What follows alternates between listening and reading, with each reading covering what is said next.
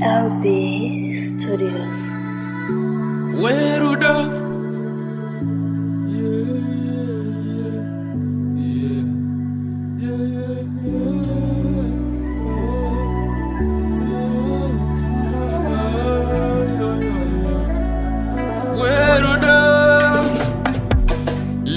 August 2026 vanhu vakafira mvura kutopfura fishi kuparadzwa nemvura imi zvonzwisa tsetse kufa sina kurwara kana kumbomwa maperetse hama dziri kuchema nyika yose ndoti sori national loss tutochemose mhuri matambudziko ndedu tese semakorokoto ndikangozvifunga misodzi iri kuti mokoto kariba dem wandibaya nyama nete wauraya zvese vasukuru nanatete dai kufa iri gemu tamboti eke kozi turikupera tese zororai murugare matisira bundu zvinorwadza kufirwa nevana vatatu mukariba mepo yatakusimuka iri dutu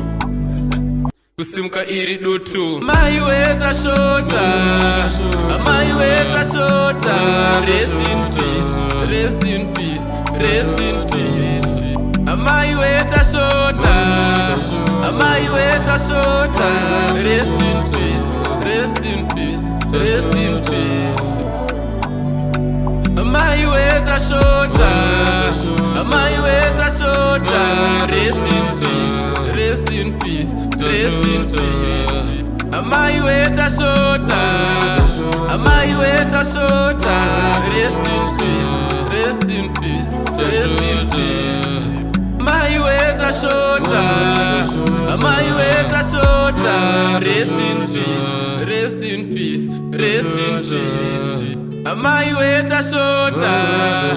mai weta shota ndakaona vhidhiyo rekamwana kaiflota musoro uri mumvura makumba ari mudenga ndinochema each and every time pandozvifunga ndinombozvibvunza kuti nhai nyadenga saka tiri panyika tikangomirira kuzofa rufu runongosvika chero nguva kunge mbavha cheme mune tariro kune vese vaferwa mwari ngavatipe simba pane ino nguva takabva zera patatambisa nhova nyika yose ine gondo hombe pachifuva takuita senge tine dzimba kumakuva kozi tiri kuswerako zuva nezuva mai weta shota mai weta shota rest in peace rest in peace rest in peace mai weta shota mai weta shota rest in peace rest in peace rest in peace mai weta shota mai weta shota rest in peace rest in peace rest in peace mai weta shota mai weta shota rest in peace rest in peace rest in peace mai weta shota mai weta shota rest in peace rest in peace rest in peace mai weta shota mai weta shota